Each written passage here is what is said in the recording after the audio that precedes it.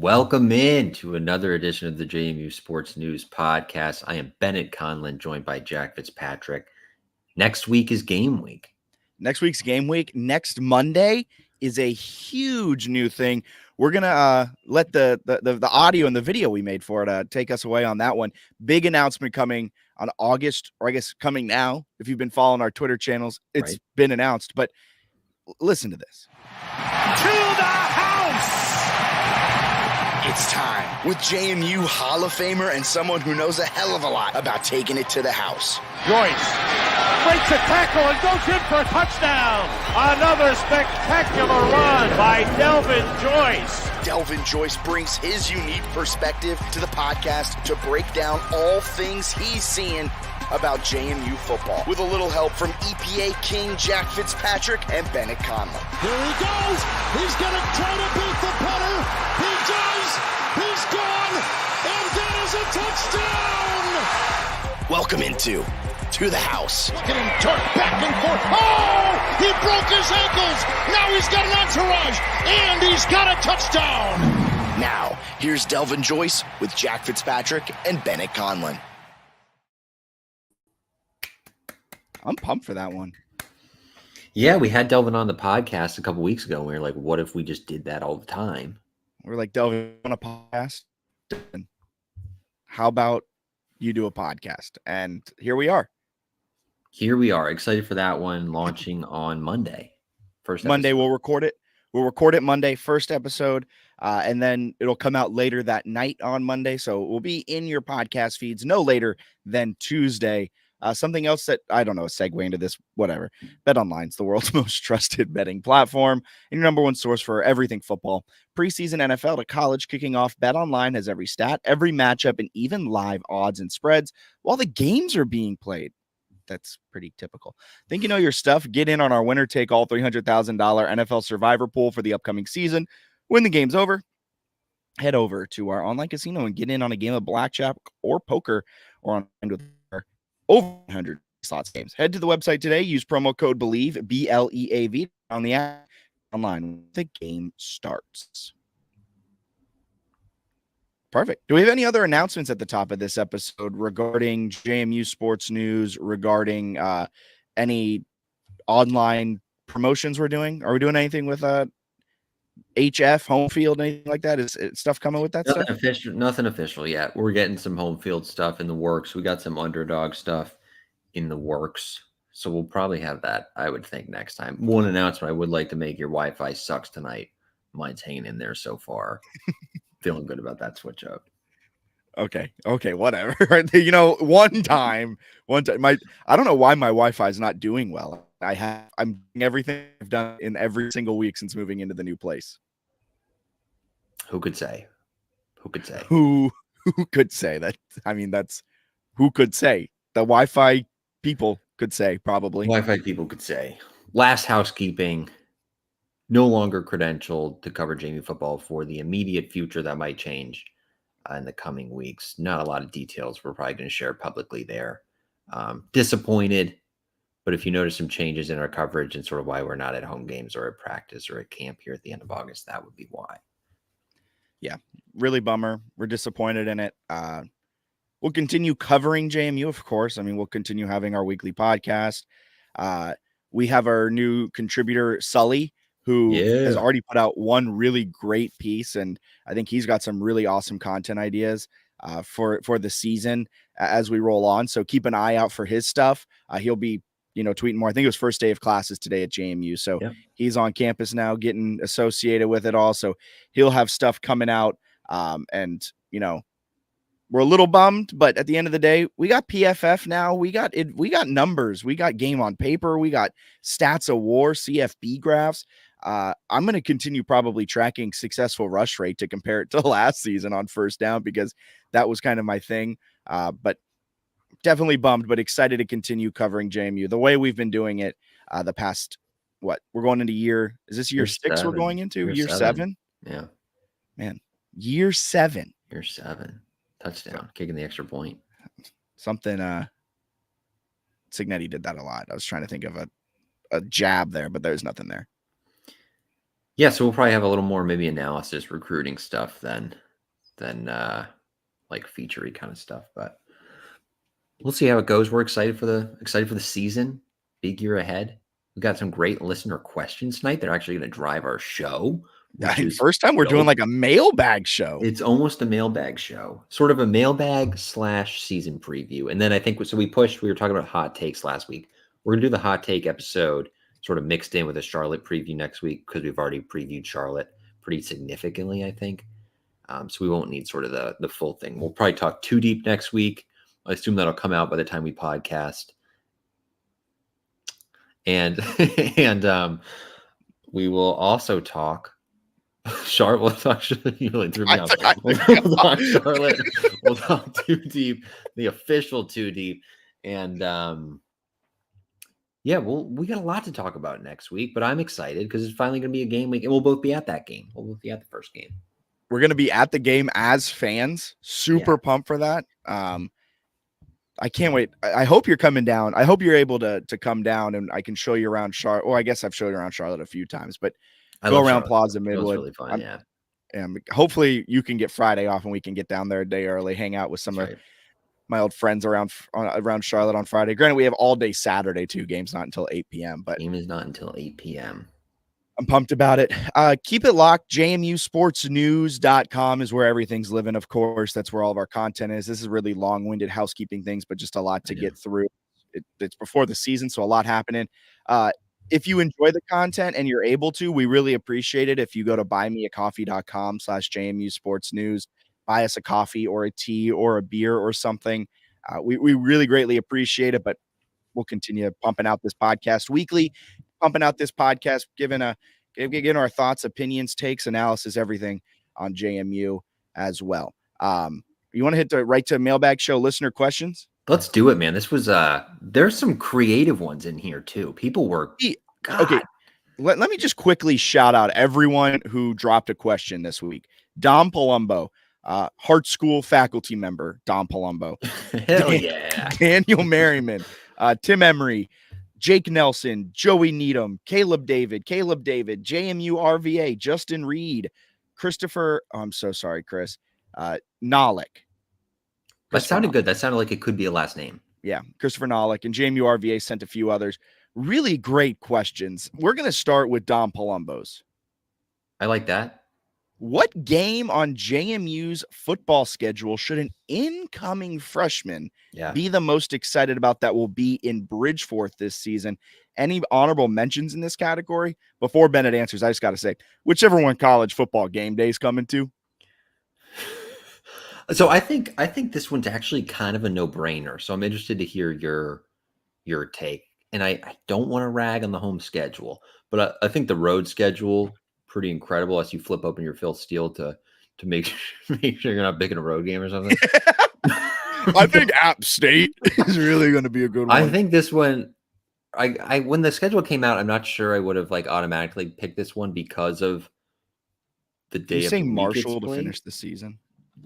No, I'm going to say Coastal Carolina, October 10th, a Thursday night game, which at first I was like, oh, maybe that's not as great for crowds or whatever. If you're a student, the Thursday night game sounds perfect. Like that would be just an incredible day. And whatever Friday classes I had would just probably not be attended. But the Thursday game and I would assume the night after that sounds like it's making for a pretty darn good weekend.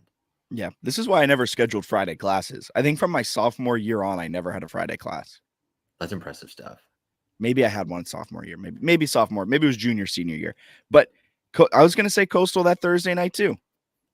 Because the second place one of the home schedule would be Marshall on November 30th to finish the season. But like that's around Thanksgiving break plays into that. Breaks in general play into that. So probably not as much anticipation. The season might also kind of be decided by then, depending on how the rest of the year plays out. October 10th, Thursday night, nationally televised game, should be an electric atmosphere. I know a bunch of people that are going to that game, taking work off. It should be a blast of a game on Thursday night against Coastal Carolina. It's also in the middle of the season. I mean, that's coming off of the North Carolina game, Ball State ULM. You're sitting there maybe with one loss, maybe no losses. lots of excitement, lots of hoopla around that. I think depending on how the season goes, the Marshall game could be like sneaky most fun for non-college students because they play George Mason in men's basketball the day before on Black Friday, and then they've got Marshall at home. That could be a nice little fun way to come off of Thanksgiving. But if you're a student, right, you're not going home or you go home for Thanksgiving break, I think the Coastal Carolina game is just going to be unbelievably fun. Yeah. Dom says, any honorable mentions? I don't think so. You got Gardner Kind of feels Webb. like those are the two you would pick, right? Yeah, Gardner Webb, Ball State, Coastal Thursday, Southern Miss homecoming. Maybe if you're for an incoming freshman, maybe that homecoming game just Homecoming to will be good experience atmosphere, homecoming. Yeah. As an alum, I don't mean to sound like a crotchety old man. I kind of like what me and you have done the last few years where we almost like find our own homecoming game. And we decided, I think this year it's Georgia State. Yeah, we do just pick a random game I think around that time. It's been Georgia State both the years Georgia State has come to Harrisonburg. So I kind of like doing that as an alum. You kind of get a group of friends together and you make it like that's your homecoming weekend because you avoid the insanely high hotel rooms. It's all a little bit cheaper, yeah. And you avoid the crowds. But probably Southern Miss for a freshman would be an honorable mention. Those are good ones for sure. And then I do think as a freshman, I don't think you would pick this number one, but the first home game as a freshman is very fun. Gardner Webb gives off like everyone's gone by halftime in the student section vibes, but I do think like that initial build up, probably really good weather on September 7th. At least I remember my freshman year is like impeccable weather. Well, what was that? Good crowd to start. How many eons ago for you? It was 2014. That's a decade, right? Damn. Trying to think. I want to say that was like St. Francis. I think they opened the year at Maryland, got blown out, and then they played St. Francis in a game that like shouldn't have been that close. But St. Francis, maybe it was competitive, but they did give back later with Elijah Surratt. And Jesse Ramil. It's a pipeline, really. That's why they play that game. I think University of Richmond has a St. Francis transfer as well, who's like a big time producer. I could be mixing up my schools, but I'm like, is St. Francis just like the feeder school of better programs? Some of the feeders are funny. Remember the year Rhode Island had like 3 NFL Combine guys, whatever that was, and they were like 2-10. God, Rhode Island was a weird team. What was I gonna say? I don't know. I think we pretty much covered every home game, disrespecting Ball State, perhaps. But I was gonna say my first home game I think was Morehead State in 2015, and they blew them out like 70-3. We like that, and I was like, "Whoa, is this what college football's like?" And it's kind of been like that ever since. Daniel Merriman, offense has been clicking recently in practice. Do you believe the hype? Bennett hasn't seen any of the practices, so he's not entirely sure. I'm buying into the hype, though. The hype is hard. It's hard to get away from. Like it won't stop coming. It's everywhere. It's just continuous. Every room is deep. Every room looks good. They love the high energy practices. They're clicking. It's hard not to buy into it. Yeah, they play the name game. It's hard not to buy into the offensive hype. I do want to see what it looks like at Charlotte, where it's still maybe you got to work some stuff out. But I think the running game is going to be gross. I was diving into some PFF stuff. Man, they have 3 running backs who had a rushing grade last year. 3 transfer running backs who had a rushing grade last year of 88 or above, which is good. Nobody on JMU's roster last year, no running backs were at 75 or above. So, I mean, just a huge leap with Iowa Day. Tyler Purdy had crazy good rushing stats at Holy Cross. And then Joby Mallory is one of the highest rated FCS running backs in the country last year with Portland State. So you got those guys. Wayne Knight reportedly having a good camp. Wayne Knight has exited the portal. He's not in the portal. He could find himself getting some plays. And then I'm missing someone, Pettaway, right? The North Carolina transfer, George Pettaway, who's really, really athletic and talented. Didn't get a lot of run for the Tar Heels last year, but I feel like the running game is going to be there. Dylan Morris, we've sort of presumed as the starter at quarterback, very experienced. The receiving room has a lot of talent there. Offensive line returns a ton, which we talked about. Yeah, it's like on paper, it's pretty easy to be bullish on the offense, I think. Yeah. Quarterback 1, Dave Riggert said in an interview with the Schultze cast, Locked On Sunbelt, that Dylan Morris has been taking a lot of the reps at QB1 through spring practice and even recently. So that's interesting to see from Dave Riggert saying that. It should be good. I mean, so I went into media day last week And I kind of had the same outlook. It's just so much excitement. There's so much hype. Can I really buy into all of the hype? They're doing something that not a lot of teams have done and had success, going through this massive roster overhaul and bringing an entirely new coaching staff. But then I listened to what Charlotte was saying, and I was like, maybe they're just saying it to like hype it up. Then you listen to other schools, specifically, the week 1 opponent in Charlotte, and Charlotte's over there like, the fans have to kind of be patient. We're working some things out. And so in my mind, I was like, oh, I guess coaches do kind of tell the truth. Like they have their way of telling the truth, where if the coaches didn't love this team, they probably wouldn't be saying in public, we love this team.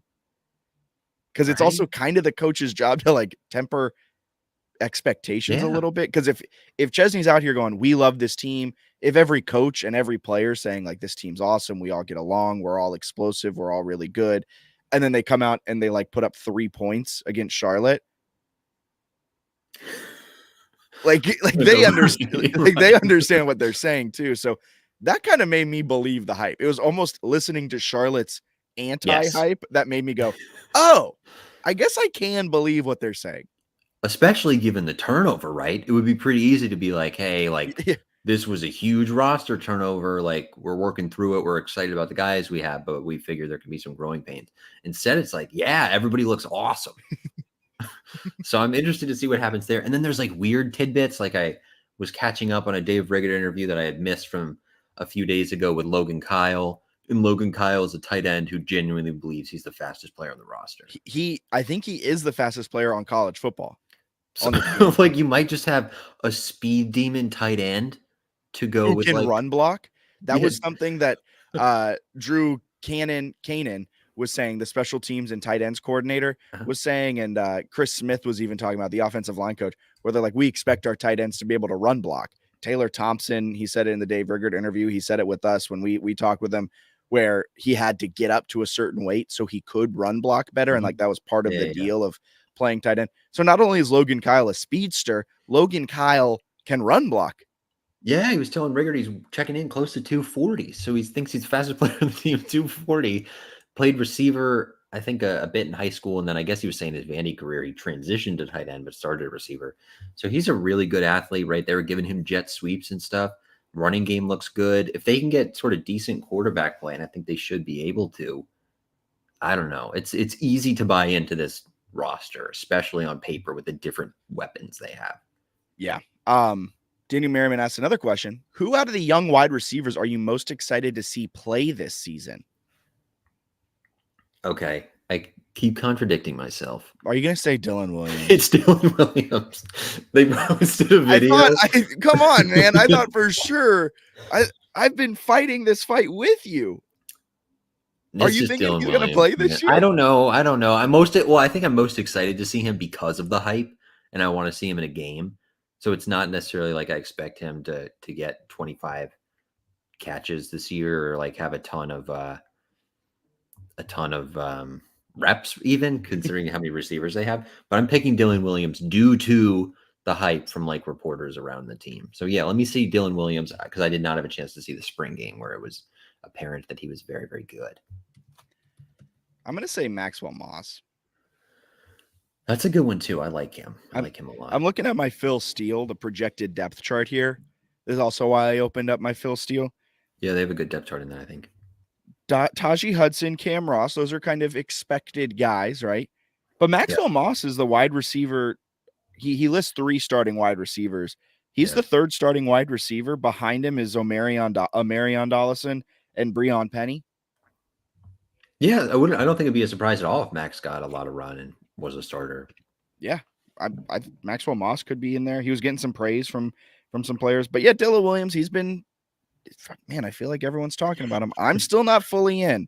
I think now if he plays, wow, he's must be really good, because he's breaking through so many what we think of on paper as good players. So okay. Sorry to interrupt. I kind of would love to see like Dylan Williams one-handed touchdown catch, like mossing a guy against Gardner Webb. So like later in the year, if like a couple of receivers like drop a pass, where everyone's just like, this Dylan Williams, we saw him in the FCS game. What are we waiting for? he's the real deal. I don't know if that'll happen, but I do think he's going to play in that game, and people are going to be like, "Whoa!" I like early I season hype. really. I like it. To memory, is there any player on our 2024 opponents rosters would you choose to acquire starting next year for the rest of their eligibility? Do you follow that question? I did. Yeah. So, okay, you have to lose to that team, but then you can steal one of their players. Yeah. So a junior this year, you'd only get for 1 year at the cost of an L to that team this year. I think the schedule is so favorable that the only team, as I read this, that I would think that I would even want to take a player from is North Carolina. Yes. And I thought of Marion Hampton at running back, who's a junior. You would have to convince him somehow to not go pro under these rules. Max Brown, maybe, depending on how good Max Brown is. Max Brown of Charlotte, they're starting one. Because Dylan Morris is gone, and then you put Max Brown into this quarterback room to battle with Alonzo Barnett, assuming Dylan Morris is the quarterback one. You then that would be fun if Max Brown's good. I think it's particularly fascinating that this question does a really good job of revealing like how favorable the schedule is. That there really aren't many teams on here where you're like, oh, I want their star underclassman or junior or whatever so bad that I would take an L, because there aren't many there on the schedule that are like, oh, I think they're definitely going to lose that game. I don't know if there are really any. Maybe North Carolina or App State would be the two that stand out. But even then, it's a tough question. Can I say a name? Yeah. That I'm very intrigued in about maybe potentially stealing. Mm-hmm. JC French. Okay. There is an asterisk next to this, of course, because I want to see how his season plays out. But Georgia Southern fans were kind of shocked that he was named quarterback one for Georgia Southern. That game is October 19th in Statesboro against the Georgia Southern Eagles. I believe Brian Shore's coaching him up. I believe he's still an offensive coordinator, analyst, QB guy with Georgia Southern. But JC French, he played in 10 games last year, only took 48 offensive snaps, was 13 of 16, 122 yards, 1 touchdown, 1 interception. Nothing crazy. Georgia Southern had their quarterback who played a lot of football last year, but Georgia Southern fans weren't necessarily the most excited about him. I think we talked with Brian Stone from, I want to say it's Warm Weather Fans, the podcast, which covers Sunbelt in a really good way. But he's a Georgia Southern guy, and he was just like, he's fine, but he's not great. Now they bring in JC French. He's a transfer from Memphis. He could potentially be good. He could potentially be fun. But again, that's an asterisk next to it. That's also my way to slip in the fact Georgia Southern, they've named their quarterback one. It was kind of surprised. I think he was an under-known name coming into camp. They didn't expect him. I don't think he was of the two guys that everyone thought it was the battle between, but he ended up winning it out. Yeah, they've got Dexter Williams, an Indiana transfer. I thought some people might assume he started a couple of games for Indiana in 2022. I know his knees have been banged up in his college career. So a few of those G5 surprising ones, not to get on too much of a tangent. You see Boise State went with Madsen. It's like Madsen. Electric name over Malachi Nelson, which I think everyone, including myself, had penciled the 5-star USC transfer as their starting quarterback. You may have penciled him. I Sharpied him in. Your G5 playoff favorite entering the year instead goes with a returning quarterback. I thought that was particularly fascinating. Those two teams play each other week one. You'll have Georgia Southern and Boise State, both with kind of surprising QB1 selections. Was interesting, I thought. You said they play each other week one? They do in Statesboro. Yeah. Will be interesting to see how long both of them go with kind of their surprise pick. If they like bail quickly, if it doesn't work or something. Yeah. See how it plays out. If all of a sudden Malachi Nelson comes out in the second half, or all of a sudden Dexter Williams or whoever else or Georgia Southern, see how quick that hook is. That's it. That was interesting. But Manson was kind of like, he knew the system really well. He was impressing a ton. I was reading all the reports out of a camp. He was taking a lot of QB1 reps. The Boise State reporting beat was like, he's balling. Like, he's doing very well. Malachi Nelson. And then they were like, Malachi Nelson has all of this talent. You see he has the tools, but like he never fully put it together, it sounded like, from their reports. I was kind of shocked by that. When do you think JMU names QB1? When I think the 2 deep is going to be dropped with an or. That would be interesting. Signetti-esque. I think it's Signetti-esque. Just based off of Chesney's quote at media day, just kind of saying like, we're not in a rush. And then he kind of was joking with the media, like, we can play 2 quarterbacks. We can do a 2 quarterback system. Thankfully, the JMU media didn't run with that like the UVA media did when Tony Elliott said that about Calandri and Musket. Did you see? Well, we're on a complete side tangent here. Did you see that? See that? People were like, this is a fireable offense. It's like, well, he hasn't done it yet, to be clear. Yeah. And also, it was like a throwaway line. Like, it's this whole paragraph of an answer. And he's like, they're both battling. We want to name one. We want to name one soon so they have game week. But who knows? We can run both out there. It's like, they're playing Richmond game 1. It's an FCS team. I do think I kind of dig this Chesney, like maybe gamesmanship. I think it holds a little more weight than last year, where McLeod and Barnett were both dual threats who were going to do very similar things. I think the offense with Dylan Morris would look a lot different than JMU's offense with Alonzo Barnett. So I think there's actual gamesmanship there. When Signetti had 2 like identical skill set quarterbacks, it was kind of felt like a waste of time. But but I think even he named it before the game last year. He did it a few days before Bucknell in his press conference. He said Alonzo was the guy. So we'll see if Chesney goes a couple days before or something like that. Yeah. So to wrap up Tim's question, Omarion Hampton, UNC. Yeah, you're stealing the NFL running back, I think. Also a game that's very like losable, where it's like, yeah, we'll lose it, I guess, if we can get Hampton. I was looking at his stats. I think he ran for like 1,500 yards in the ACC last year. Yeah, he's good. He would destroy the Sun Belt. Can you imagine, though? He's probably like a 2,000-yard rusher if you give him enough touches. 1,000%. Yeah, Jake Nelson, what are your top 3 choices for hype music song as the players get ready to enter Bridgeforth pregame? This one's all you, man. My musical tastes are. No, I want to hear it. I think Carolina on My Mind by James Taylor, maybe Summer Breeze by Sealscroft and Nash, or we get whatever. Camp involved. Yeah, Camp with 2 A's. Can we do Lavender Girl, please? Maybe some Noah Khan, some Stick Season, some Tyler Childers. Follow Me to Virgie. That'll do it. That'll get us. That'll get him hype, man. Is that better or worse than the Macklemore Can't Hold Us? Macklemore Can't Hold Us has been a great song choice into a bad song choice into why are they still playing this sound choice? Has it gotten back to being a good song choice? Yeah, maybe it's cyclical. Right? Yeah, maybe just like it just keeps going around. I think something like current. I think getting the players involved. This is kind of my political cop-out way of answering it. That's a great cop-out, yeah. I think getting the players involved would be really cool. Almost like maybe even a new one each game. Because I don't think like the pregame hype-up song needs to be the like the tradition song. You know how like you could change it week to week or something? Like unless you're Enter Sandman with Virginia Tech, like JMU just doesn't get into the stadium soon enough, I believe. I think the party's still going on. So maybe you let the quarterbacks pick one week. You let the wide receiver, you let your senior leadership team pick, and they kind of maybe rotate a few songs throughout the season. I think what would be cool would be kind of the third going into fourth quarter hype up song. That's a good idea. I like that. People have suggested Wagon Wheel, only if it's the Old Crow Medicine Show version. Also, if you're listening, chances are you have some opinions. If you have any warm up walkout songs, toss them in the comments. We want to see them. Wow, that was the first time I think Bennett ever naturally plugged. Yeah, I plugged the comment section, which is very exciting. If we didn't mention it already, like and subscribe on YouTube. 30 minutes in, like and subscribe. 4 tangents in. Welcome to the channel. 30 minutes in. Thanks for joining us.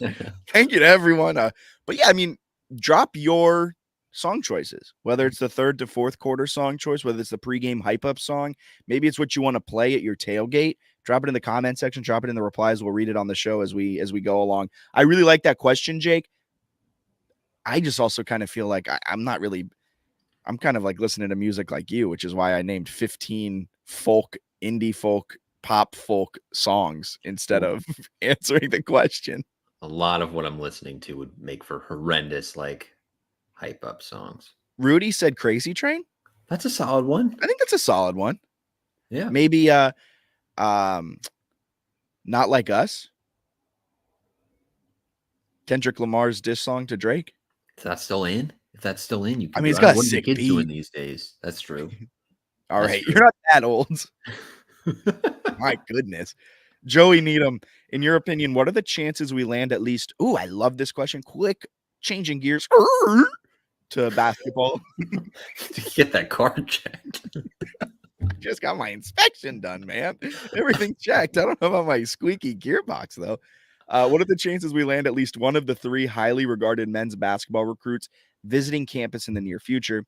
And who do you think is the most likely to be a Duke of the bunch? If you haven't checked it out, Bennett wrote a great article over on JMUSportsNews.com, kind of just quickly summing up the 3 highly rated prospects that are coming.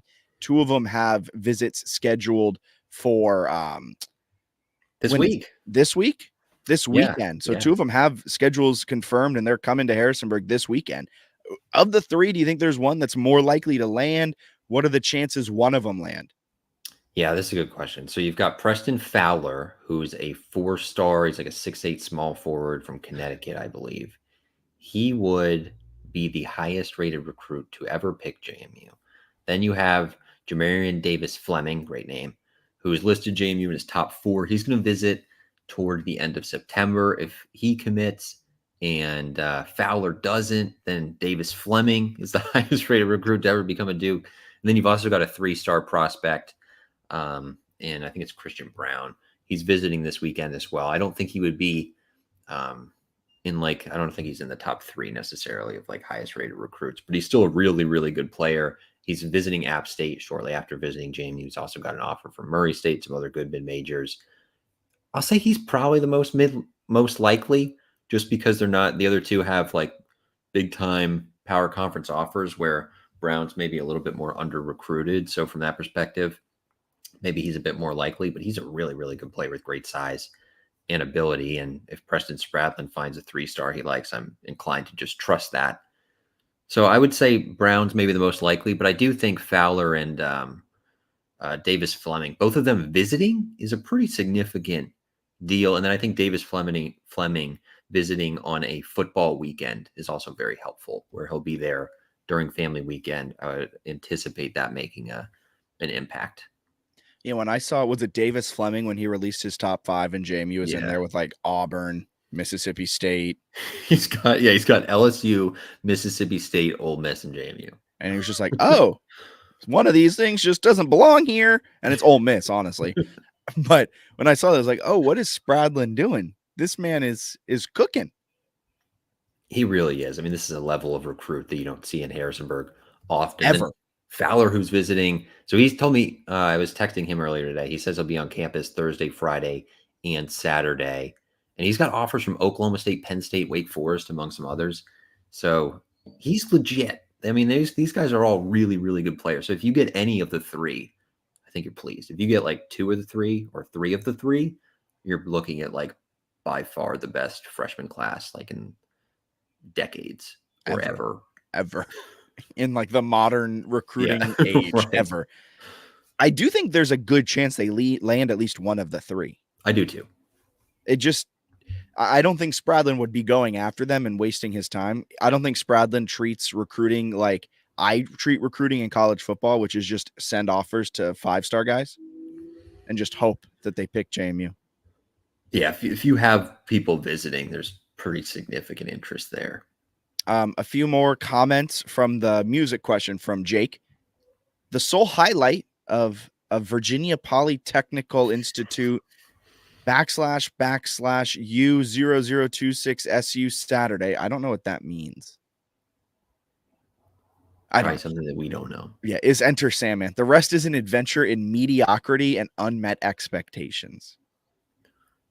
A lot of hype for Virginia Tech this year. We'll see what happens. I'm all in on Virginia. I think they're going to make the college football playoff, and I think it's going to be a real bummer as a JMU fan to watch them do that. Hey, maybe they'll play each other. Now that would be fun. Rudy said "Serious" by Alan Parsons Project. Love that one. I've never heard that. Oh man, you got to. Really? Yeah. All right. So can you read the next question? Do you have it open? Hold on, let me pull it up. This is great. No, I'm getting there quick. Okay, where do we did both the Daniels. We did Tim. We did Jake. We're at Caleb. We're at Caleb. Okay, Caleb's got Oh, a is this? couple. Bam, bam, bam, bam, bam, bam, bam, bam, bam, bam, bam, bam, bam. Oh, That's a great hype song. thank you. Thank you, I'll be Rudy. honest with you, I didn't know that was the name of the song, and I was Michael just trying Jordan to Bulls. Okay, act like I knew.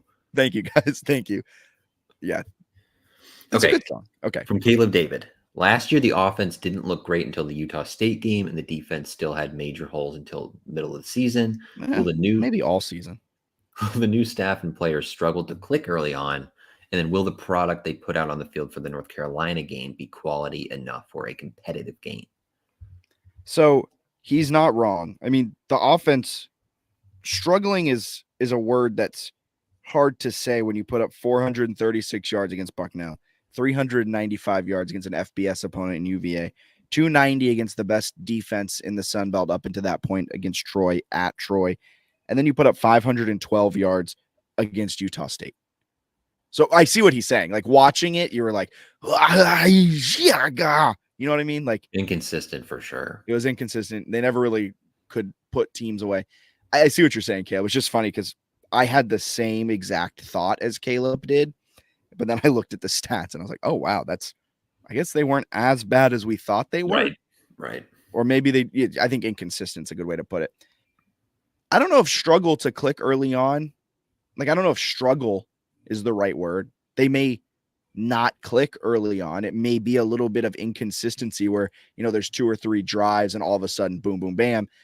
Could be that. I think the fact that they have so many experienced guys, and I think this is a question later on actually, is beneficial. Like they have guys that seem fully bought into the culture, fully bought into everything that's happening around JMU. You got, whether it's Dylan Morris or Alonzo Barnett. Barnett is a very old redshirt sophomore. And I don't mean that in age. I mean, like just what he's experienced through college football up into this point. Dylan Morris is a very old graduate student. He also has been through a lot in the college football world, going through Jimmy Lake, going through the Michael Penix, Kalen DeBoer time in Washington. I think just having those two guys as your quarterback battle could be huge. Scott JMU said a lot of that was on McLeod. A lot of that was on Signetti not trusting McLeod. I don't think it was. Sorry, and Sig giving Barnett all of the first team reps reportedly in camp. So I think like some of McLeod's inconsistencies early in the year probably make a lot of sense based on how they handled preseason.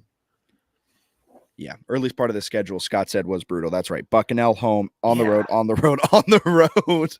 UVA, Troy in Troy, Alabama, Utah State in the mountains. Will the product they put on the field for the UNC game be quality enough for a competitive game? Yes, because there's a bye week right before that. That is a month into the season. That UNC game is a month into the season. At a month into the season, JMU put up 512 yards at Utah State. Yeah, I don't think you can have a ton of excuses there. I know they're still breaking in a lot, but they should at least be competitive. Even if they don't win that game, they should definitely be competitive. You mentioned the bye week is huge. I also think North Carolina is very solid, but it's not like you're going up against Ohio State on the road. Like you get a bye week to play what's expected to be probably a middle of the pack, maybe like an 8-win North Carolina. So that's a very doable game to be in the mix with them. Caleb, also, do you think they'll struggle to click early on? I kind of don't, based on what they've said out of camp. I think they'll probably have some ups and downs like any team does, but I would expect them to be pretty good pretty fast. Correct me if I'm wrong on this, because this is kind of my approach too. If the running game is good, I don't think the offense will struggle to click. I think a running game, and we can talk to Delvin about this during the podcast next week, but it seems more of just like be very good, like block well, make your reads, hit your read, hit your hole, and go. Where the passing game almost relies a lot more, in my opinion, timing, chemistry, things that you need to build taking QB1 reps, which according to reports, McLeod was not doing last year. So, yeah. Caleb also asked, if JMU gets behind early in one of these first few games, do they have the personnel for comebacks and quick drives, or will they generally be better playing with a lead based on the coaching and roster makeup? think any team would prefer to play with the lead. I think their running game maybe sets them up slightly to like really put teams away if they have a lead. I think they're going to be explosive in the running game though. So if you get like, I mean, if you're down 14 with like 2 minutes left in the game, you got to throw the ball, obviously. But if you're down like 14 with 8 minutes left in the second quarter, you don't really have to change your whole game plan. And I think they can be explosive passing and running, where last year they could only really be explosive passing. So I'm not particularly concerned if they get down by a little bit because I think they have so many weapons. I think they're pretty good in all phases. I think they have a chance to make some explosive special teams plays, force more turnovers in the secondary this year compared to last year. So I think they have a chance to go on really impressive spurts. So I would say no, I would not be too shocked if they are able to rally from some deficits if they find themselves in a hole. Yeah, they got my guy Omarion Dollison. Speed. They can do anything. Just hand it to him, and if he continues what he did last year, it's either gonna be a first down or a touchdown. That's how it works. That's exactly how it works. That's how stats work. Yeah. JMU RVA said, I liked how disciplined the Signetti teams were in terms of penalties. Are you guys worried about a drop off with a new staff coming in that is more high energy and wants players to celebrate? Sneaky fun question here. JMU only had like 40 penalty yards a game last year, which would have been like top 15 in the country. Holy Cross last year was like 55 and a half. They were like 72 the year before that when they were actually like really, really good as Chelsea's best team. I'm not too concerned about the penalty stuff. I think like all coaches are going to sort of instill discipline and really focus on that. I think Chesney will be the same way. Also, like if you're creating a lot of explosives and you've got some guys doing some good stuff, like the occasional penalty here and there is not really going to kill you. And then Daniel Merriman here in the comments is saying they've done a really good job, at least according to Chesney, that they haven't had a lot of procedural penalties during the scrimmages. So they're really paying attention to the details there. I'm not too worried about that, but I do think that's actually a very fascinating thing to keep an eye on because JMU was phenomenal last year at limiting penalties. Yeah. It is worth noting they do have a very experienced offensive line returning, which probably will make up for, little less holding, little less false starts. They've been together a little bit, especially that interior of the offensive line. So even the left side, we'll keep an eye on Tyshawn Wyatt. I believe he'll be good to go for week 1, but he did suffer that injury against ODU last year, which was, I didn't realize the severity of that injury, but he, that whole left side of the line is played together. So offensive line is where you get a lot of your big penalties, specifically holding penalties. Mm-hmm. So, and I don't think to the second part of that question, I don't think like them having high energy celebrating means they're going to be like getting unsportsmanlikes. I think they're just going to try to be like really, really positive with each other and high energy. But even then, like there's some penalties that are like effort penalties where maybe you're playing really hard and you accidentally grab a face mask where Chesney's probably fine with it. I'm going to bookmark that tweet, see how it plays out, like 4th week of the season, quote tweet it. What did you know? Justin Reed, do you think the age of the players, here's the question that I was referencing earlier. Do you think the age of the players and a bunch being 4th, 5th, 6th year guys will help reduce some of the new coaching system adjustment issues that generally happen at schools with new staffs? Real quick on this, Tyson Lawton going into his 7th year of college football at Indiana. I did the math. 14 Marvel movies will have been released from when he started to when he's going to finish. And I tweeted, I don't know what it says more, is that he's been in college football for 7 years or that Marvel has averaged 2 movies per year for 7 years. A little bit of both, maybe. Yeah, maybe. But back to this question. What do you think? Does the experience help? I think so, right? Some of these guys have probably already seen different coaches, especially some of the transfers have gone through some different things. So yeah, I think that helps. I think a lot of the key contributors that are maybe less experienced were already there in the spring. Like a lot of the guys they brought in through the spring portal have played a ton of football who just got here in the summer. So I'm like, I don't think there's much concern there. Chesney was talking on the first day of camp that those guys were flying around and looking really good. So yeah, I think that'll help a little bit. There'll still be some adjustments. It's not the easiest thing in the world to have that much turnover, but I think it's going to be fine. I think it's going to be a lot smoother than maybe people might expect. I think they're going to be very good. I think he'll be good. Christopher Nollick, is there a real quarterback competition? What units do you think are the strongest, weakest? First part of that question, I guess, first question of the two. Is there a real quarterback competition? I think it's real, but I think Dylan Morris will win. Like, I think Alonzo Barnett was given a chance, but I think Dylan, like my take on it from the second Dylan Morris transferred to JMU, and this was my take on it last year when Jordan McLeod transferred. This was my take on it when Ben DiNucci transferred here and he was battling, quote unquote, with Cole Johnson. You don't transfer to this school as a guy with Todd Centeio with a year of eligibility left without essentially being nudge, nudge, wink, wink, the starter, right? Like, am I crazy for saying that? No, especially given Morris's like talent level, where he could have left Washington earlier, decided not to.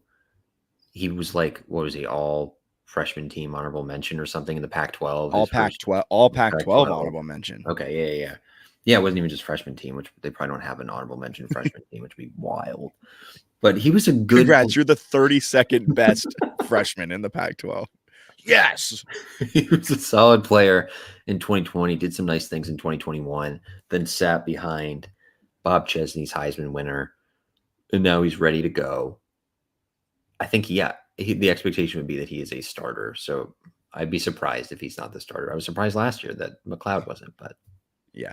I think the same thing would be said this year if Alonzo Barnett isn't named the starter, which we said last year, which like means he's probably very good.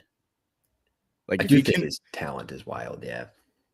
I think when Barnett gets the chance to be the starting quarterback, whether it's this year, whether it's next year, I think he will make the most out of his second opportunity. You spoke to him at Media Day. It sounded like he said some pretty solid things. Yeah. I was like the last person he talked to. And I think he had been asked the same questions like each stop. So some of his questions, like he knew what he was going to be asked. He knew what he was going to answer. I was really looking forward to that story, but then like everyone had that story. The two sides of the sword of Media Day. That's right. That's how it goes. What units do you think are the strongest, are the weakest? Strongest unit. I'm going to go running back. O-line. Yeah, that's a good one. Weakest unit. I'm still going to say secondary. I still have some doubts about the secondary. I need to see it. I'm going to say wide receiver for the same exact reason. Yeah. That's what we've been saying. Potential. They have it on paper. They should be really good. But I mean, Tajee Hudson, 9 career catches. Cam Ross needs to stay healthy. Maxwell Moss, young. Dylan Williams, freshman. Breon Penny, 400 yards of receiving last year and an anemic offense. Lots of guys with talent, lots of guys with potential. We'll see if they put that together and become an explosive offense. 2 more questions. And this mailbag. This is good stuff, yeah. Oh, wait, we got a couple questions in the chat. Oof. What position group on defense gives you the most concern? Still secondary, I guess. Secondary for me, yeah. Yeah, I agree. Secondary. I think, again, they have the potential. I'm super excited about Jordan Taylor. I'm super excited about what he brings, literal track speed. And Chauncey Logan, I'm excited to see his development into year 3 under Lyle Hemphill. So but they still give me the most concern. Thoughts on the tight ends? You got Taylor Thompson, Kai Wright, Logan Kyle, and Josh Pfeiffer has put his name in the ring. Best tight end room that JMU has had in a decade since I've followed the team, I think. Yeah. Fort Town said, I like the Vanderbilt transfer. Yeah, Logan Kyle at a speedster tight end who can block. It's going to be fun to watch, man. He's going to be very good. I believe he has 2 more years of eligibility as well. Yeah, I think he does. Which is insane. I'm excited for Taylor Thompson. Coming out party. Revenge game. It is a revenge game. I didn't ask him much about it being a revenge game.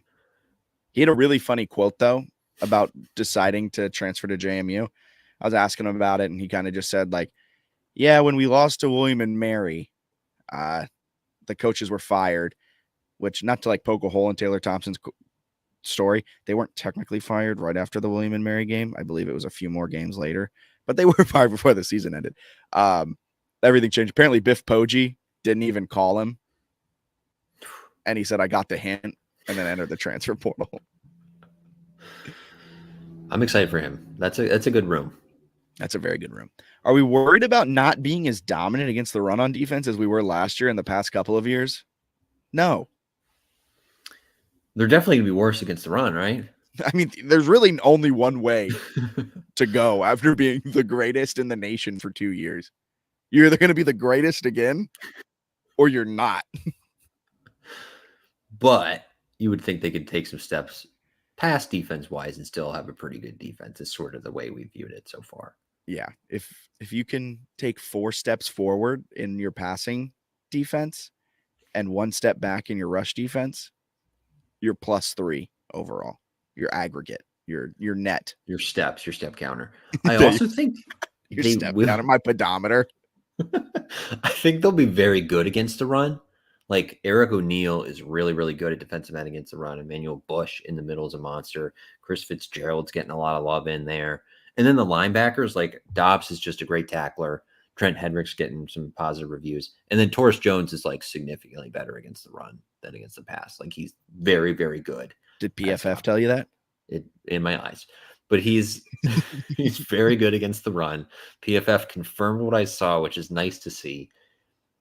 So I think they'll be fine against the run. It's just you're probably not going to give up whatever they were doing last year was like 35 or 40 yards a game. And a lot of that was created by sacks too, right? Where you get 5 sacks in a game. And then even if a team runs for like 100 yards, it knocks them down so much that it seems like they're well under 100. Sorry, I'm looking at my Phil Steele. Sure. I'm flabbergasted that teams ran 32 times against them. Oh, you know why? Air Force ran 63 times against them in the bowl game, which just completely blows the algorithm. Yeah, that wasn't the best run defense in the country that day. But they're missing some guys. Also, Air Force is just a different beast. You were being coached on how to stop the triple option with 3 coaches. Good and luck. The Avengers or whatever people were calling them. Keys against Charlotte. Score more points. 49. On the real, I think it's be clinical on offense. Be by Sorry, I thought the way you were phrasing it, I thought you had like a almost like an acronym or something. I was like so excited. Be what if I did? Wow.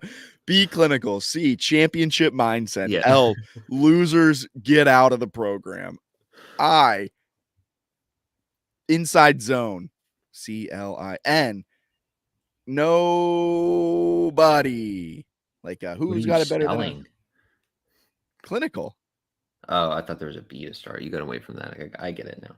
Oh, B, clinical. No. But okay, keys against Charlotte. I think being clinical, like I've been saying it, Ryan Osborne's a good defensive coordinator. They had a good defense last year. So that is going to be a difficult first game for a completely new team, for a completely new coaching staff.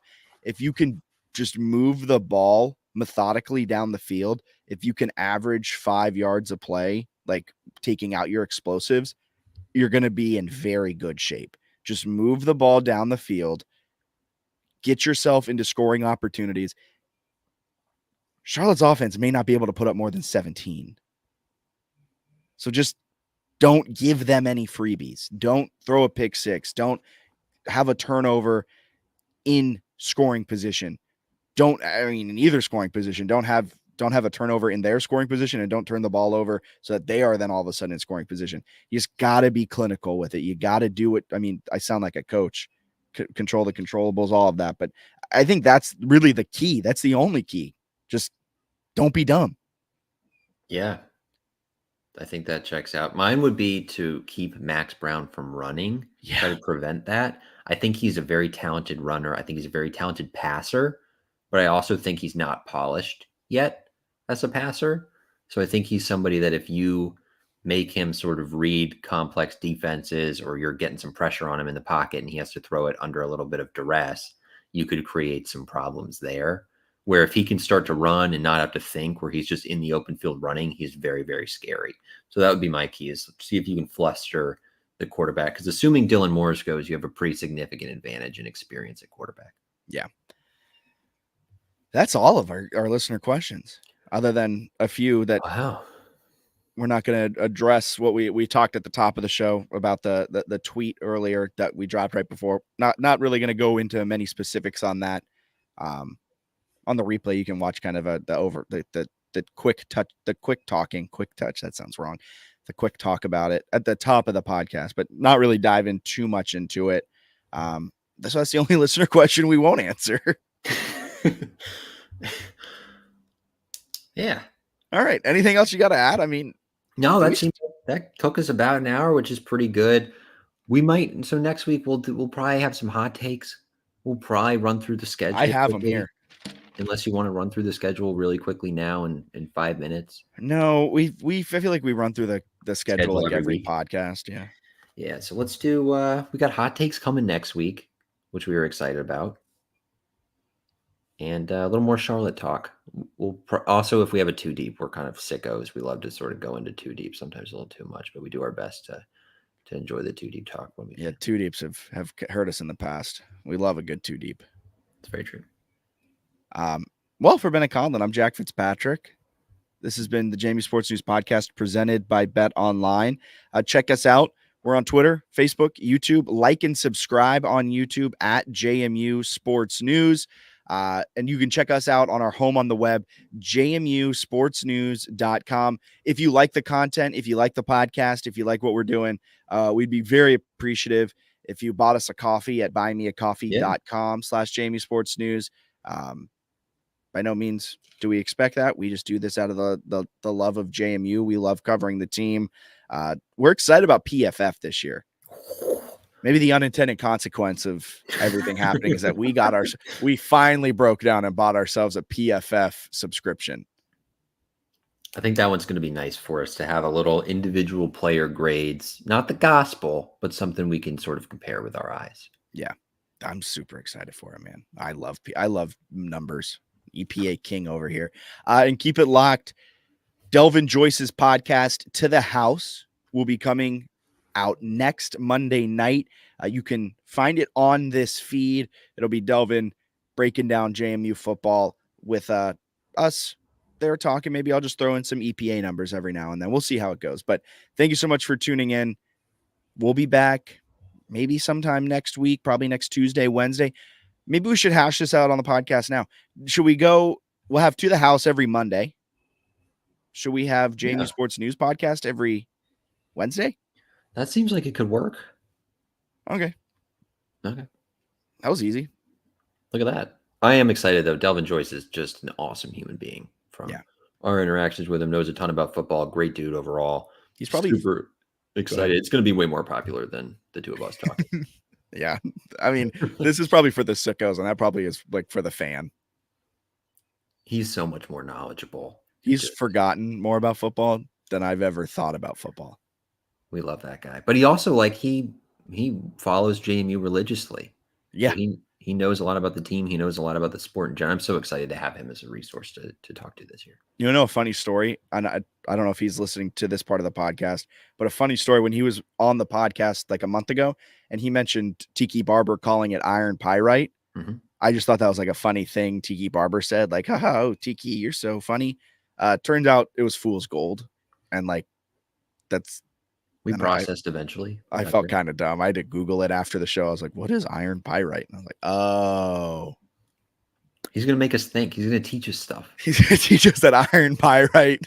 First day of classes, Monday, August 26th. I'm going to bring my notebook and my Phil Steele. I'm so excited. All right. Thank you guys so much for tuning in. We'll be back next week. Until then, have a great rest of your off season.